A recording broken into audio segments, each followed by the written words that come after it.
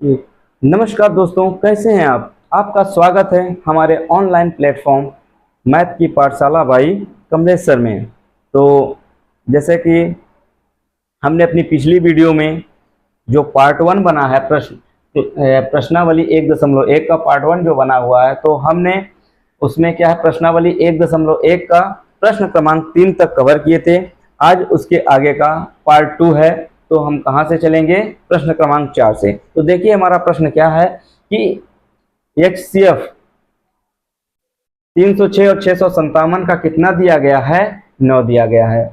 LCM निकालना है, तो इसके लिए क्या होता है, एक फॉर्मूला होता है दोस्तों। तो देखिए एक फॉर्मूला क्या होता है, एलसीएम बराबर दो संख्याओं का गुणनफल बटे HCF। इसको एक फॉर्मूले से निकालते हैं। एलसीएम निकालने के लिए क्या फॉर्मूला है दोस्तों, एलसीएम बराबर दो संख्याओं का गुणनफल बटे HCF। तो देखिए कैसे हमारा इस मेथड से हमारा एलसीएम निकलता है। तो दो संख्याएं क्या क्या दी हुई हैं, 306 और 657, ये हमारी दो संख्याएं दी गई हैं। तो क्या लिखेंगे, 306 गुणते 657 बटे 9, जो हमारा HCF है उससे क्या करेंगे, भाग दे देंगे। तो अब देखिए, अब क्या है, देखिए कि क्या 306 या 657 में कोई 9 से विभाजित हो रहा है। तो हाँ देखिए 6 3 9, यदि अंकों का योग 9 हो रहा है तो ये हमारी संख्या किससे विभाजित है, 9 से विभाजित है। अब इसको देख लीजिए, 6 5 11, 11 7 18, तो 9 दूना 18, यानी अंकों का योग, इन दोनों संख्याओं के अंकों का योग इन दोनों संख्याओं के अंकों का योग किससे विभाजित हो रहा है, 9 से विभाजित हो रहा है। अर्थात ये दोनों संख्याएं 9 से विभाजित हो जाएंगी। तो अब हम किसी एक को क्या करते हैं, 9 से विभाजित कर लेते हैं। तो अब देखिए 9 एक कम 9, अब इसको काटते हैं तो 9 त्रिक 27, क्या बचा 3, तो क्या हुआ 36, तो 9 चौक 36, 9 चौक 36 हो गया। अब देखिए आगे क्या करेंगे, आगे करेंगे 34 गुणते 657, 34 गुणे 657। अब देखिए इसका गुणा क्या आता है, 34 गुणे 657। अब इसका गुणा करके देखेंगे तो क्या आएगा, तो इसका गुणा आएगा 22 33 8। तो हमारा एलसीएम आ गया दोस्तों, क्या आ गया, 22 33 8। किस मेथड से आया, तो एक फॉर्मूला होता है, तो एलसीएम बराबर दो संख्याओं का गुणनफल बटे HCF। तो दो संख्याओं का गुणनफल कर दिए, तो संख्याएं क्या क्या थी, 306 और 657। अब उसको HCF से भाग दे दिए। जब इसको HCF से भाग दे दिए तो क्या आया, ये संख्या 306 को 9 से काट दिए तो कितनी बार गया, 34 बार, और 34 का 657 में गुणा कर दिए तो क्या आ गया, 22,338। चलिए अब अगला प्रश्न देखते हैं, अगले प्रश्न की ओर बढ़ते हैं। आई होप कि मैं ऐसा करता हूं कि आप लोगों को ये प्रश्न बहुत ही क्लियरली समझ में आ गया होगा। तो चलिए अगला प्रश्न देखते हैं। तो चलिए देखिए अगला हमारा 5वां प्रश्न क्या कह रहा है कि क्या, जांच कीजिए कि क्या किसी प्राकृत संख्या n के लिए 6 की पावर n अंक 0 पर समाप्त हो सकती है। ये क्या कहना चाह रहा है कि क्या 6 की पावर n अंक 0 पर समाप्त हो सकती है।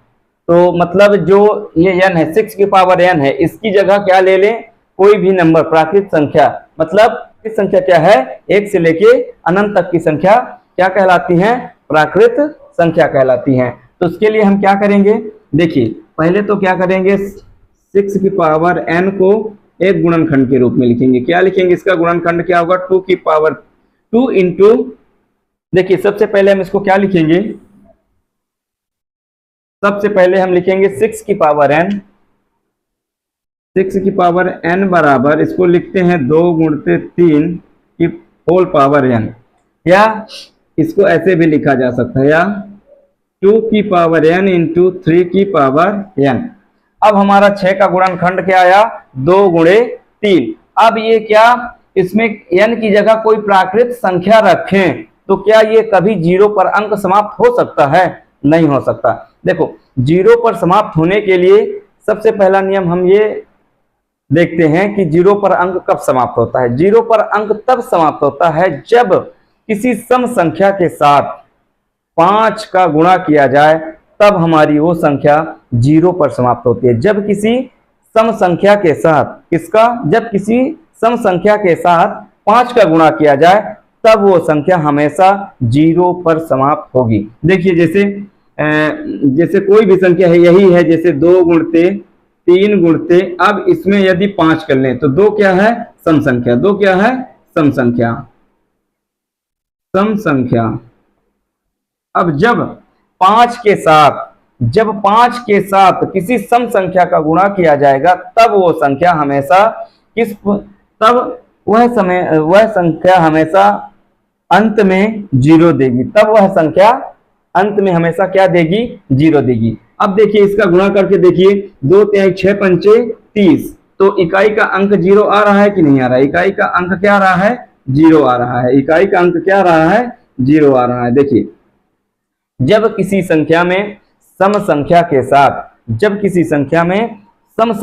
साथ 5 का गुणा किया जाता है तब वह संख्या इकाई में 0 देती है। तब उस संख्या के इकाई में क्या प्राप्त होता है? 0 प्राप्त होता है। अब देखिए हमारा क्या कह रहा है, तो क्या 6 की पावर n कभी भी अंक 0 पर समाप्त हो सकती है? इसका मतलब यह कह रहा है कि कभी भी क्या इकाई में 0 आ सकता है? नहीं आ सकता है। क्यों नहीं आ सकता? क्योंकि इनके गुणनखंड में क्या नहीं है? 5 नहीं है। इसलिए ये कभी भी 0 पर समाप्त नहीं होंगी। 0 पर समाप्त होने के लिए कंडीशन क्या है कि सम संख्या के साथ यदि 5 का गुणा किया जाए तभी हमारी संख्या में क्या आएगा? संख्या के इकाई में 0 आएगा, अर्थात संख्या 0 पर समाप्त होगी। अब उसके लिए देखिए इसको लिखेंगे कैसे, चलिए उसको थोड़ा सा देख लेते हैं। तो चलिए देखिए इसका क्या है कि जैसे हमने क्या समझाया कि क्या होना चाहिए, किसी संख्या के इकाई अंक में या अंतिम अंक 0 तभी आ सकता है जब किसी संख्या के साथ गुणनखंड में 5 के साथ साथ क्या हो? कोई सम संख्या हो, तब हमारी वो संख्या क्या देती है? इकाई का अंक 0 देती है। तो देखिए हल क्या है इसका? हमें ज्ञात है, क्या ज्ञात है कि हमें दिया हुआ है, क्या दिया हुआ? 6 की पावर n अंक 0 पर समाप्त हो सकती है। तो क्या है? 6 की पावर n का गुणनखंड क्या है? 2 की पावर n इंटू 3 का पावर n का गुणनखंड 5 नहीं है, जैसे कि हमने बताया कि इसमें 5 नहीं है, इसके गुणनखंड में 5 नहीं है। अतः किसी प्राकृत संख्या n के लिए 6 की पावर n संख्या अंक 0 पर समाप्त नहीं होगी, क्योंकि संख्या 0 पर समाप्त होने वाली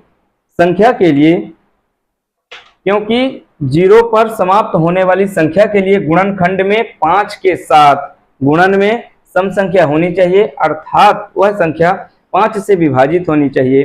तो अतः ऐसी कोई संख्या n नहीं है जिसके लिए 6 की पावर n अंक कहां पर समाप्त हो? 0 पर समाप्त हो सके। तो चलिए अब देखते हैं अगला प्रश्न। ये बात क्लियर हुई कि नहीं हुई?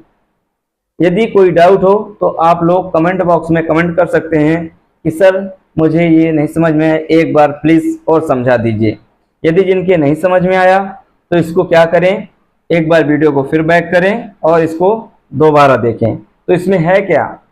कुछ नहीं, बस इसमें यही समझना है कि यदि किसी भी संख्या के अंतिम अंक या इकाई का अंक 0 होने के लिए उस संख्या के गुणनखंड में 5 के साथ सम संख्या हो, तब वह संख्या का इकाई अंक या अंतिम अंक 0 पर समाप्त होता है। तो चलिए अगला देखते हैं। तो चलिए देखिए अब हमारा अगला प्रश्न क्या है? छठवां। तो छठवां प्रश्न क्या कह रहा है कि व्याख्या कीजिए कि 7 गुणे 11 गुणे 13 प्लस 13 और 7 गुणे 6 गुणे 5 गुणे 4 गुणे 3 गुणे 2 गुणे 1 प्लस 5 भाज्य संख्या क्यों है? इसको हमको चेक करना है कि संख्या भाज्य है कि अभाज्य है। तो चलिए हम देखते हैं। तो भाज्य और अभाज्य देख लीजिए। देखिए भाज्य के लिए क्या होता है कि भाज्य वे संख्याएं होती हैं जो एक और स्वयं के अलावा किसी अन्य संख्या से विभाजित होती हैं, तो वो संख्या क्या कहलाती हैं? भाज्य संख्या कहलाती हैं। और अभाज्य के लिए वे संख्याएं जो एक और स्वयं के अलावा किसी दूसरी संख्या से विभाजित नहीं होती तो अभाज्य कहलाती हैं। तो भाज्य के लिए हमारी कंडीशन क्या है? भाज्य। भाज्य के लिए इसका एग्जाम्पल देखिए, एग्जाम्पल क्या है कि जब कोई संख्या एक और स्वयं के अलावा किसी अन्य संख्या से भी विभाजित हो जाती है तो क्या कहलाती है? भाज्य संख्या कहलाती है। तो जैसे देख लीजिए कि 12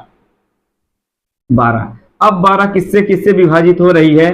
1 से हो रही है, 2 से हो रही है, 3 से भी हो रही है, 4 से भी हो रही है, 6 से भी हो रही है और 12 से भी स्वयं से भी हो रही है। तो किससे किससे कट रही है? 1 से कट रही, 2 से कट रही, 3 से कट रही, 4 से कट रही, 6 से कट रही, 12 से कट रही है। तो इस तरह ये हमारी संख्या क्या है? भाज्य है। और भी ऐसे हैं जैसे 36 तो क्या है? जो स्वयं के अलावा किसी दूसरी संख्या से भी विभाजित हो जाएं तो क्या कहलाती हैं? भाज्य कहलाती हैं। अब थोड़ा सा अभाज्य देख लो। अभाज्य संख्या, अभाज्य संख्या वह संख्या होती हैं जो एक और स्वयं के अलावा किसी दूसरे संख्या से विभाजित नहीं होती, तब वो क्या कहलाती हैं? अभाज्य कहलाती हैं। इसका एग्जाम्पल देखिए, एग्जाम्पल के लिए इसको देखते हैं। एग्जाम्पल में जैसे देख लीजिए 7 है, 11 है, 13 है, 17 है। तो ये क्या है? 7 है, 11 है, 13 है, 17 है। ये सब सारी संख्याएं क्या हैं? अभाज्य हैं, क्योंकि ये एक और स्वयं के अलावा किसी दूसरी संख्या से विभाजित नहीं होंगी। तो अब चलिए इसको देखते हैं। तो इसी क्रम में हम इसको देखते हैं। तो अब हम इसमें चेक करते हैं कि ये भाज्य है कि अभाज्य। देखिए तो 7 गुणे 11 गुणते 13 प्लस का 13। अब देखिए इसमें क्या है? 7 गुणे 11 गुणे 13 और प्लस 13। तो इसमें कितने पद हैं? 2 पद हैं। एक पद ये लेफ्ट हैंड साइड, एक पद प्लस के राइट हैंड साइड। तो अब देखिए इसमें हमको कुछ दिख रहा है। क्या दिख रहा है? कुछ कॉमन दिख रहा है। तो इसमें 13 है और इसमें भी 13 है। तो इसको हम क्या लिख सकते हैं? 13 गुणते 1। अब देखिए हम इनमें से 13 कॉमन ले सकते हैं। तो 13 जब कॉमन ले लिए तो इससे भी 13 कॉमन निकल गया। तो क्या बचा? 7 गुणे 11। तो क्या बचा? 7 गुणे 11 प्लस, अब इससे 13 कॉमन आया तो क्या बचा? प्लस का 1। अब देखिए अब क्या हुआ? 11 7 77 1 78। तो 13 गुणे 78। तो 13 गुणते 78। अब ये देखिए कि ये संख्या क्या किसी से विभाज्य हो रही है? हाँ, ये देखिए जब इसका पूरा पूरा गुणा कर देंगे तो ये 13 से भी कट जाएगी। अब ये संख्या किससे भी कट जाएगी? 2 से भी कट जाएगी और 8 7 15। तो ये संख्या 3 से भी कट जाएगी। तो इसी तरह हमको 2 3 मिल गए। तो अब ये एक और स्वयं के अलावा क्या दूसरी संख्या से भी विभाजित हुई? हाँ हुई ना। 13 से हुई, 2 से हुई, 3 से हुई। ऐसे और चेक कर सकते हैं कि किसी और से भी कर सकती है। अब चलिए 13 छंग 78, ये किससे कट सकती है? ये 6 से भी कट सकती है। तो अब तो ये हमारी संख्या क्या है? भाज्य हुई। क्या हुई? भाज्य हुई। हमको क्या चेक करना है कि ये भाज्य है कि नहीं है? हाँ ये भाज्य है। अब इसका सेकंड पार्ट देखिए। सेकंड पार्ट में क्या है? 7 गुणते 6 गुणे 5 गुणे 4 गुणे 3 गुणते 2 गुणे 1 प्लस 5। अब इसी तरह 5 को भी क्या लिख सकते हैं? 5 गुणे 1, क्योंकि किसी भी संख्या में यदि 1 का गुणा करें तो उसका कोई फर्क नहीं पड़ता। तो 5 गुणते 1। आपको ये समझाने के लिए कि जब हम इससे कॉमन ले लेंगे तो इसमें क्या बच जाएगा? 1 बच जाएगा। अब देखिए हम इससे कॉमन ले लेते हैं। क्या कॉमन ले लेते हैं? 5। अब इससे 5 कॉमन ले लेते हैं तो यहाँ भी 5 है और इधर भी 5 है। तो अब 5 कॉमन लेने के बाद क्या बचा? 7 गुणे 6 गुणे 4 गुणे 3 गुणे 2। अब 1 का गुणा में लिखने में कोई फर्क नहीं पड़ता, चलिए लिख लीजिए। और जब इससे कॉमन निकल गया 5 तो क्या बचा? 1 बचा। अब देखिए अब 2 तिहाई 6, 6 चौको 24, 2 तिहाई 6, 6 चौको 24 और 7 छंग 42। अब देखिए ये क्या है? 7 छंग 42 गुणते 24, 4 तिहाई 12 दूनी 24 प्लस 1। अब देखिए इसका क्या आएगा? अब जब इसका गुणा करेंगे तो इसका गुणा क्या आएगा, 24 दूना 48, क्या आएगा 24 दूना 48, 48 की 8 और 24 दूना 48 की 8, हाथ है 4 का। अब देखिए 24 चौको 96, 96 में 4 जोड़े 100, तो क्या आ गया 1008 प्लस का 1 गुणते 5। अब इसको जोड़ देंगे तो 1009, 5 गुणे 1009, क्या आया 5 गुणे 1009। अब देखिए ये संख्या किससे कट रही है, 5 से तो कट ही रही है, और किसी से देख लीजिए 9 1 10, 3 से नहीं कट रही है। जब इसका गुणा करेंगे तो 9 पना 45 और 5 एकम 5 4 9 5 14। चलिए तो अब हम ये देख रहे हैं ये किससे कट रही है, 5 से कट रही है, तो ये क्या है, भाज्य है। क्या है, भाज्य है। तो अतः ये हमारी संख्याएं क्या हैं, दोनों क्या है, भाज्य हैं। अतः ये दोनों संख्या क्या है, अतः जो ये दोनों संख्या दी हुई है ये क्या है, दोनों क्या है, भाज्य हैं। तो क्या लिखेंगे लास्ट में, अतः दी गई दोनों संख्याएं, अतः दी गई दोनों संख्याएं भाज्य हैं। क्या हैं, भाज्य हैं। चलिए तो ये हो गया अपना आंसर। तो हमें यही निकालना था कि भाज्य है कि नहीं है, है भाज्य, क्योंकि इधर ये 13 से कट रहा है, 2 से कट रहा है, 3 से कट रहा है, इधर ये 5 से कट रहा है, और किसी से भी कटेगा तो आप लोग देख लीजिएगा। तो चलिए तो ये क्या है, भाज्य हैं, ये सब क्या हैं, भाज्य हैं और भाज्य हैं। अब चलिए अपना बचता है इस प्रश्नावली का आखिरी प्रश्न। तो अब चलते हैं आखिरी प्रश्न की ओर। देखिए दोस्तों 7वां प्रश्न क्या है, 7वां प्रश्न थोड़ा सा लंबा चौड़ा सा है, बस उसकी जो लैंग्वेज लिखी हुई है वही लंबी चौड़ी सी है, बाकी इसका सोल्यूशन तो बहुत सा सिंपल सा है। तो अब थोड़ा सा भाषा लंबी चौड़ी तो लिखने में थोड़ा सा टाइम भी लग जाएगा और यहाँ जगह भी कम पड़ जाएगी, इसलिए हम बोले दे रहे हैं आप लोग थोड़ा सा इसको एडजस्ट कर लीजिएगा। तो देखिए किसी खेल के मैदान के चारों ओर एक वृत्ताकार पथ है, इस मैदान का एक चक्कर लगाने में इस मैदान के एक चक्कर लगाने में सोनिया कितने मिनट लेती है, 18 मिनट लगती है, जबकि इसी मैदान का एक चक्कर लगाने में रवि को 12 मिनट लगते हैं। तो मान लीजिए कि वे दोनों एक ही स्थान से एक ही समय चलना प्रारंभ करते हैं, तो एक ही दिशा में चलते हैं, कितने समय बाद वो पुनः प्रारंभिक स्थान पर मिलेंगे। देखिए क्या कह रहा है कि सोनिया, एक वृत्ताकार क्या है, पथ है, मान लीजिए एक क्या है, वृत्ताकार अपना पथ है, तो इसमें कौन, सोनिया, इसमें कौन, सोनिया, सोनिया कितने मिनट लेती है, 18 मिनट लेती है। जो रवि है, रवि वो कितने मिनट लेता है, 12 मिनट। तो अब देखिए मान लीजिए कि इनका प्रारंभिक स्थान क्या है, ये यहाँ से यस सोनिया और आर रवि को दर्शाता है। अब देखिए सोनिया यहाँ से चलना प्रारंभ की और एक चक्कर कितने मिनट बाद लगाई, 18 मिनट बाद लगाई, और रवि को कितने लगते हैं, एक चक्कर लगाने में 12 मिनट लगते हैं। तो अब देखिए यदि मान लीजिए कि सोनिया,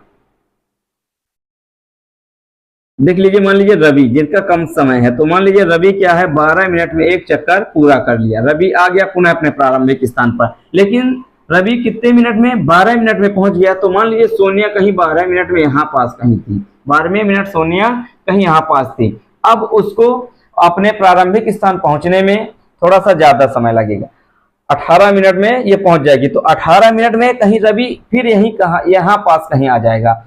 तो अब देखिए कितने चक्कर लगाएगा, देखो रवि लगाएगा 12, एक चक्कर लगाएगा 12, दूसरा चक्कर हो जाएगा उसका 24, तीसरा चक्कर 36। देखिए तीसरे चक्कर में 3 चक्कर में उसको कितने लगते हैं, 36 मिनट। अब सोनिया को पहले चक्कर में 18 और दूसरे चक्कर में 36, तो 36 मिनट, यानी कि समय समान कब हुआ, 36 मिनट। वो पहले में 18 दूसरे में 36, सोनिया पहले में 18 और दूसरे में 36, तो यानी समय कब समान हुआ, 36 मिनट पे, 36 मिनट पे, कितने मिनट पे, 36 मिनट पे। तो अब मान लो कि ये छोटा सा था तो हम इसको कैलकुलेट कर पाए, क्या कर पाए, रिलेट कर पाए। तो दोनों कब पहुंचे यहाँ पास, 36 मिनट में। तो रवि कितने चक्कर लगा लिया था तब तक में, 3 चक्कर, और सोनिया को कितने चक्कर हो गए थे, 2 चक्कर। तो अब चलिए मान लीजिए कि कोई फिर बड़ा सा प्रश्न आ जाए तो उसमें ये मतलब हम ऐसे ना कैलकुलेट कर पाए, तो उसके लिए क्या करेंगे, उसके लिए इस प्रश्न के लिए सबसे सरल क्या है कि देखिए इस प्रश्न के लिए हम क्या करते हैं, इस प्रश्न के लिए एलसीएम निकालते हैं। इस प्रश्न के लिए आप क्या करिए, सिंपल सा एलसीएम निकाल लीजिए। तो जब एलसीएम निकालेंगे किसका, देखो सोनिया को कितने लगते हैं, 18 मिनट लगते हैं, कितने, 18, और रवि को 12, तो 12 और 18 का क्या करेंगे, एलसीएम निकाल लेंगे। तो ये किससे विभाजित होगा, 2 से। 2 से जब काट देंगे तो 2 9 18, 2 छक्का 12। अब देखिए, अब फिर से 2 से काटिए तो 9 तो नहीं कटेगा, तो 9 तो उतर आया। अब 6 कटेगा तो 2 तिहाई 6। अब देखिए किससे कटेगा, 3 से कटेगा, तो 3 से काट दिए तो 3 त्रिका 9, 3 एकम 3। अब क्या बचा, 3। अब फिर से एक बार 3 से कट गया, 3 एकम 1 उतर आया। अब हमारा क्या आया, 2 गुणे 2 गुणे 3 गुणे 3, तो 2 गुणे 2 गुणे 3 गुणे 3, तो क्या आया, 2 दूना 4, तिहाई 12, तिहाई 36। तो कितने मिनट लगे, 36 मिनट लगे। तो अतः क्या करेंगे, अतः रवि और सोनिया पुनः अपने प्रारंभिक स्थान पर 36 मिनट बाद मिलेंगे। कब मिलेंगे, 36 मिनट बाद मिलेंगे। यही हमारा क्या है, आंसर है। तो चलिए दोस्तों, अब हमारी ये प्रश्नावली समाप्त होती है। तो बस आप लोगों से बस यही एक रिक्वेस्ट है कि आप लोग ज़्यादा से ज़्यादा सब्सक्राइब करें, लाइक करें, शेयर करें, ताकि ज़्यादा से ज़्यादा लोगों को इस वीडियो का लाभ मिल पाए, है ना। तो चलिए दोस्तों, अब विदा लेने का टाइम आता है। अब मिलते हैं अगली नेक्स्ट वीडियो में, अगला पार्ट। तो अगला क्या आएगा, अगली प्रश्नावली 1.2 में। तब तक के लिए टाटा बाय बाय, जय हिंद, जय भारत।